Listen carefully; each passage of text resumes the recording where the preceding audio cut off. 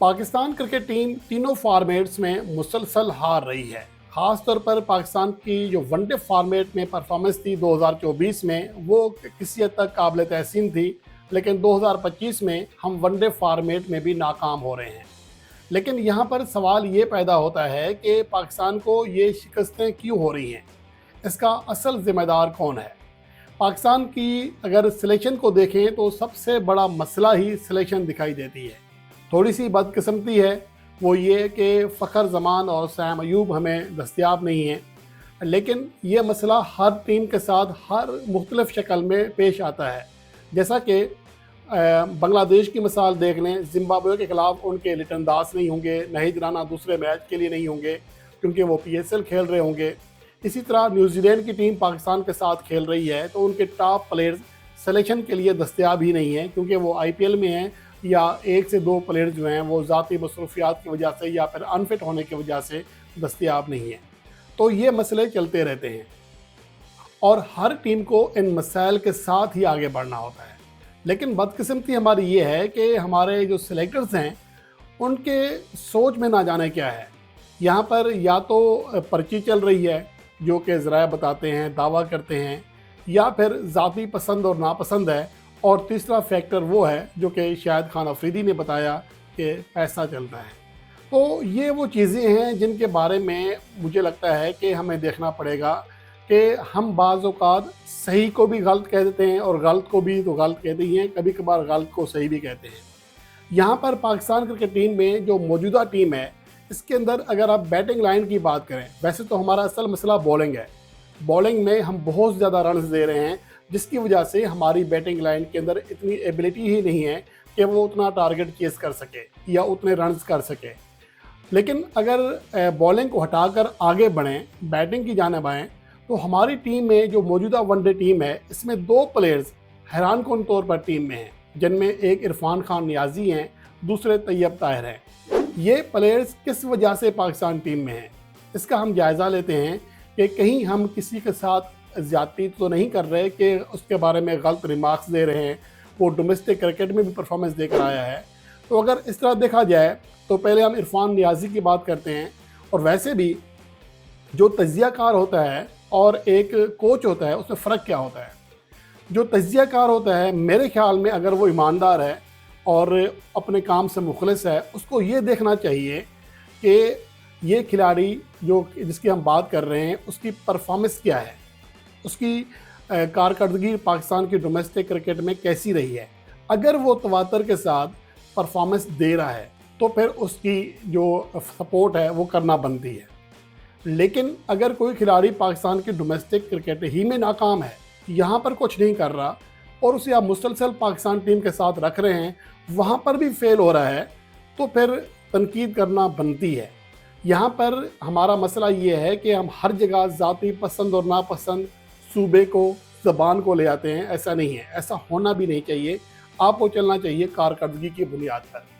अब मैं जिन प्लेयर्स की बात कर रहा हूँ, और वैसे भी मैं हमेशा कारकर्दगी को देख कर बात करता हूँ, क्योंकि हम कारकर्दगी देख ही सकते हैं। इसके अलावा हमारे पास वो स्किल तो नहीं है, ना हमारे पास ना ये हमारे ना जॉब है कि हम ग्राउंड्स में जाकर पूरा दिन बैठें, मैच देखें, और ना ही एक बंदा सारे मैचेस ग्राउंड में जाकर देख सकता है। ये काम होता है मेंटोर्स का, जो कि 50-50 लाख तनख्वाह लेते हैं, लेकिन वो बैठते कहाँ हैं? टीवी स्क्रीनों पर, शाम को टीवी प्रोग्रामों में। अब मैं आगे क्या बताऊं। तो ये उनका काम है, लेकिन बदकिस्मती ये है कि 50-50 लाख तनख्वाह लेने के बावजूद ये मेंटोर्स ग्राउंड्स में प्लेयर्स को टाइम नहीं देते हैं। तो एक तो मसला ये है।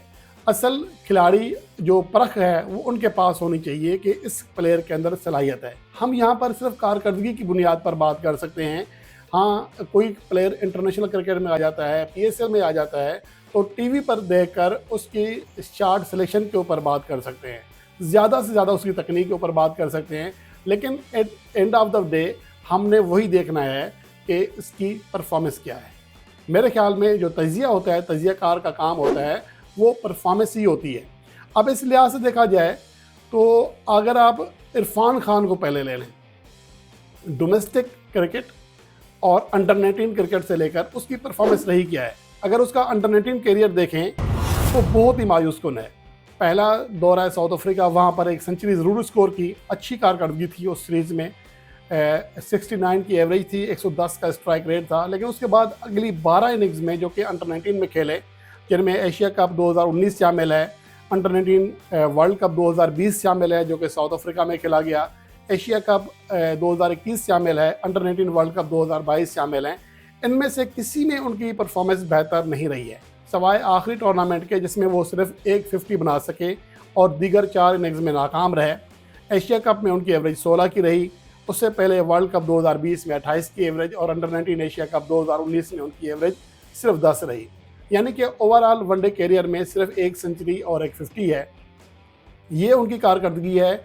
मैं बेसिक बता रहा हूँ कि इरफान नियाज़ी आया कहाँ से है, किस कारकर्दगी की बुनियाद पर है। उसके बाद उनकी T20 फॉर्मेट में परफॉर्मेंस देखें तो कोई ख़ास नहीं है। नेशनल T20 कप 2020 पहली बार वो खेले, 3 इनिंग्स में 15 रन किए, मुकम्मल नाकाम। नेशनल T20 कप 2021 में एक मैच खेला, 15 रन किए। नेशनल T20 कप 2022 में 9 इनिंग्स में 141 रन किए, 28 की एवरेज थी, 153 का स्ट्राइक रेट ज़रूर था, लेकिन नेशनल T20 कप में 150 160 स्ट्राइक रेट एक आम सी बात होती है। 9 इनिंग्स में सिर्फ एक 50 स्कोर की। PSL 2023 की 7 इनिंग्स में सिर्फ 92 रन किए, 23 की एवरेज, 135 का स्ट्राइक रेट, कोई बहुत बड़ी परफॉर्मेंस नहीं थी। नेशनल T20 कप 2023 की 2 इनिंग्स में 65 रन किए, 108 का स्ट्राइक रेट। T20 फॉर्मेट में ये स्ट्राइक रेट कुछ भी नहीं है। फिर PSL 2024 जिसकी कारकर्दगी की बुनियाद पर उन्हें पाकिस्तान टीम में लाया गया, वहाँ पर 8 इनिंग्स में उनका बेस्ट स्कोर 39 था, 42 की एवरेज, 140 का स्ट्राइक रेट। तो आउट क्लास परफॉर्मेंस बहरहाल नहीं थी, लेकिन उनको लाया गया। उसके बाद जो एक रोज़ा मैचेस हैं उसमें परफॉर्मेंस देखें। पाकिस्तान कप 2023 में 7 इनिंग्स में 122 रन किए, कोई 50 नहीं थी, 92 का स्ट्राइक रेट, 20 की एवरेज।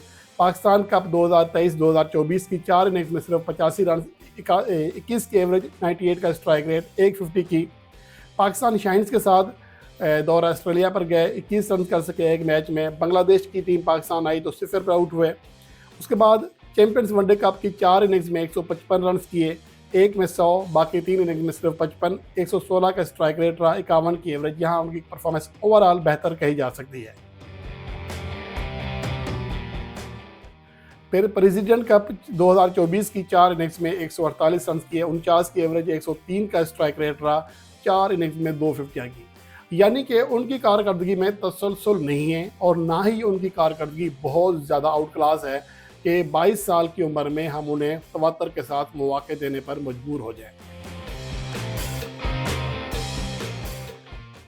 और इससे बढ़कर ये है कि आखिरी मैच में इरफान नियाज़ी को एज ए ऑलराउंडर यूज़ किया गया। अपने पूरे लिस्ट ए कैरियर में पाकिस्तान के डोमेस्टिक मैचेस में कभी भी उन्हें बॉलिंग नहीं दी गई है। और अगर T20 फॉर्मेट की बात करें तो पूरे कैरियर में 48 T20 मैचेस में सिर्फ 5 ओवर्स कराए हैं। यानी कि वो रेगुलर बॉलर हैं ही नहीं। वो पाकिस्तान के डोमेस्टिक मैचेस में भी बॉलिंग नहीं कराते हैं, लेकिन उन्हें इंटरनेशनल मैच में बॉलिंग कराने का कह दिया गया। एक नया टास्क, एक नई मंतक है हमारे कोच की। तो बहरहाल अब उसके बाद यहाँ सूरत-ए-हाल क्या बनती है कि अब तक वो पाकिस्तान के लिए 9 वनडे मैचेस खेले हैं, 48 स्कोर कर सके हैं, 22 उनका बेस्ट स्कोर है, 8 की एवरेज है और 64 का स्ट्राइक रेट है। ये वनडे फॉर्मेट की बात है। तो उनकी कारकर्दगी मेरे ख्याल में किसी भी तरह इस काबिल नहीं है कि उन्हें इतना ज़्यादा उनके ऊपर एतमाद किया जाए। हाँ, ये है कि पाकिस्तान की डोमेस्टिक क्रिकेट में फेल होने के बावजूद अगर वो इंटरनेशनल क्रिकेट में कामयाब हो जाते तो हम कह सकते थे ओके ये बंदा चल जाएगा। ना ही उनकी कोई बड़ी कारकर्दगी वनडे फॉर्मेट में आई है जहाँ उनका 22 बेस्ट स्कोर है, T20 में 37 उनका बेस्ट स्कोर है। तो अब तक ये उनकी कारकर्दगी है।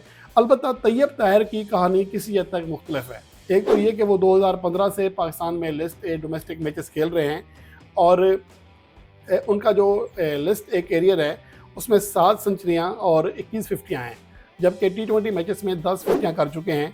अलबत्ता अगर उनकी कारकर्दगी देखें तो सुलसुल ज़रूर है। पाकिस्तान के जो मैचेस खेल रहे हैं, ख़ास तौर पर लिस्ट ए मैचेस, उसमें देखें कि पाकिस्तान कप 2022-23 के टॉप स्कोरर थे और 573 रन किए थे, 1 सेंचुरी, 5 50 थी। इमर्जिंग एशिया कप 2023 में पाकिस्तान के टॉप स्कोरर थे। पाकिस्तान कप 2023-24 में 8वें नंबर पर रहे, तो कम से कम वो टॉप 8 पोजीशन पर रहते हैं। इस तरह चैंपियंस वनडे कप में 3रे नंबर पर रहे। प्रेसिडेंट कप जो कि आखिरी खेला उसमें 4 मैचेस में 225 रन किए, रन के एतबार से 8वें नंबर पर रहे, लेकिन उनका स्ट्राइक रेट 80 और 90 के गिर्द रहता है। तो इसका मतलब ये है कि अगर आपने तैयब ताहिर को मौका देना है तो ये आपके लिए तीसरे या चौथे नंबर का बैटर है। इससे आप मैच फिनिशर के तौर पर 5वें छठे नंबर पर नहीं खिला सकते। यहाँ पर अगर कोई खेल सकता है तो कामरान गुलाम है, या और ऐसा कोई प्लेयर जिसका कम से कम स्ट्राइक रेट बेहतर हो, जो स्ट्राइक कर सकता हो। तैयब ताहिर के अंदर ये एबिलिटी नहीं है। वो रन्स कर सकता है लेकिन वो तेज़ी के साथ रन्स नहीं कर सकता, जो कि उसका डोमेस्टिक क्रिकेट अब तक का जो कैरियर है वो बता रहा है। तो इसलिए मेरे ख्याल में अगर किसी सीरीज़ में उन्हें तीसरे या चौथे नंबर पर खिलाया जाता है तो ठीक है, लेकिन उन्हें तवातर के साथ 5वें छठे नंबर पर मौका देना बिल्कुल गलत है। ये एबिलिटी उनके अंदर है ही नहीं, और यही हमारा सबसे बड़ा मसला है कि हम सही सिलेक्शन नहीं कर रहे हैं। अगर आपको कामरान गुलाम की फील्डिंग के साथ मसला है, वो एक ड्रामा है, कोई मसला वसला नहीं है, उन्हें आप 5वें नंबर पर खिला सकते हैं। खुशदिल शाह को आप 5वें नंबर पर खिला सकते हैं। हुसैन तलत को आप 5वें नंबर पर खिला सकते हैं। हैदर अली को भी खिला सकते हैं क्योंकि वो कम से कम हिटिंग करने की सलाहियत रखता है। लेकिन अगर आप ये काम तैयब ताहिर से लेना चाहते हैं तो फिर आप अहमकों की जन्नत में रहते हैं। ऐसा पॉसिबल नहीं है कि एक खिलाड़ी डोमेस्टिक मैचेस में 80 के स्ट्राइक रेट से खेल रहा हो और आप उन्हें इंटरनेशनल क्रिकेट में लेकर आएँ और यहाँ कहें कि आप 100, 150, 140 का स्ट्राइक रेट निकाल के दो, तो ये पॉसिबल नहीं है। क्योंकि वनडे फॉर्मेट में मैच फिनिशर जब क्रीज पर आता है तो या तो पहली बैटिंग में इनिंग्स के आखिरी ओवर चल रहे होते हैं, वहां पर आपको 130-40 के स्ट्राइक रेट से खेलना पड़ता है, और जब बैटिंग में आते हैं तब भी अक्सर यही सूरत होती है कि आपको 8-9 रन पर ओवर निकालने होते हैं। तो इस कंडीशंस के एतबार से तैयब ताहिर की सिलेक्शन भी नहीं बनती है।